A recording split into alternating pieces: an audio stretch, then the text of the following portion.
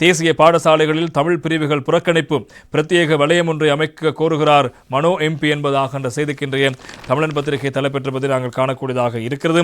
எனவே கொழும்பில் 3 பிரதான தேசிய பாடசாலைகளில் தமிழ் பிரிவுக்கான வகுப்புகள் குறைக்கப்பட்டு வருவதாக சுட்டிக்காட்டிய தமிழ் போக்குடியினுடைய தலைவரும் பாராளுமன்ற உறுப்பினருமான மனோ கணேசன், இதற்கு இடமளிக்காது இந்த பாடசாலைகளில் தமிழ் வகுப்புகளை அதிகரித்து தமிழ் பாடசாலைகளையும் தேசிய பாடசாலைகளில் தமிழ் பிரிவுகளையும் ஒன்றாக சேர்த்து பிரத்யேகமாக வலயம் ஒன்றை அமைக்க கல்வி அமைச்சு நடவடிக்கை எடுக்க வேண்டும் என்று கோரிக்கை முன்வைத்திருக்கிறார். இன்று பார்லிமெண்டத்தில் விவகாரம் தொடர்பாக அவர் சுட்டிக்காட்டியிருக்கிறார். அதாவது ரோயல் கல்லூரி ஆரம்ப பிரிவில் 8 சிங்கள மொழி மூல வகுப்புகள் உள்ள நிலையில் தமிழ் மொழி மூலம் 2 வகுப்புகள் இருக்கின்றன. 6 முதல் 11ஆம் தரம் வரையில் 7 சிங்கள மொழி மூல வகுப்புகள் நிலையில் தமிழ் மொழி மூலம் 2 வகுப்புகளை காணப்படுகின்றன. சேனநாயக்க கல்லூரி ஆரம்ப பிரிவில் 6 சிங்கள மொழி மூல வகுப்புகள் நிலையில் தமிழ் மொழி மூலம் 1 வகுப்பு மாத்திரமே இருக்கிறது.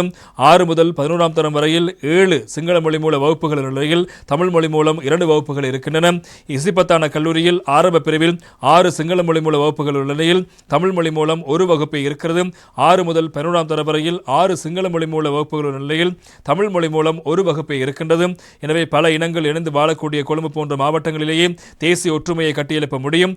நாங்கள் இத்தகைய மாவட்டங்களில் தமிழ் பாடசாலை, சிங்கள பாடசாலை, முஸ்லிம் பாடசாலை, இந்து பாடசாலை, பௌத்த பாடசாலை, கத்தோலிக்க பாடசாலை என்று ஆரம்பித்துவிட்டு சிறு வயதிலேயே பிள்ளைகளை இன ரீதியாக பிரித்து வைத்துவிட்டு 18 வயதான பின்னர் இளைஞர்களுக்கு எழுந்திடுங்கள் என்று கூறுகிறோம். அது பிழையானது.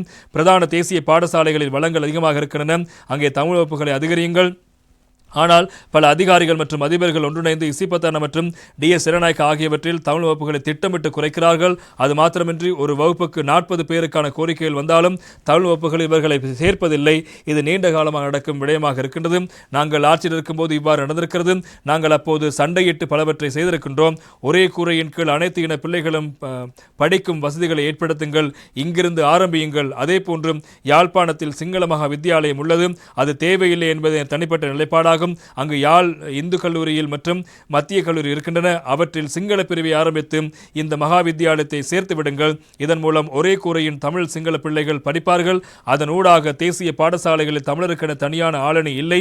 பொது அடிப்படையில் ஆளணி எடுத்து சிங்கள பிரிவுக்கு மாத்திரம் செய்து கொள்கிறார்கள். தமிழ் பிரிவுக்கு ஆசிரியர்கள் இல்லை. இதனால் தமிழ் பாடசாலைகளையும் தேசிய பாடசாலைகளில் தமிழ் பிரிவுகளையும் ஒன்றாக சேர்த்து பிரத்யேகமாக வலயம் ஒன்றை அமையுங்கள் என்பதாகவும் அதன் மூலம் ஆளணியை அபிவிருத்தி செய்யலாம் என்பதாகவும் நேற்று தினம் பார்லிமெண்டத்தில் மனோ கணேசன் எம்பி அவர்கள் சுட்டிக்காட்டிய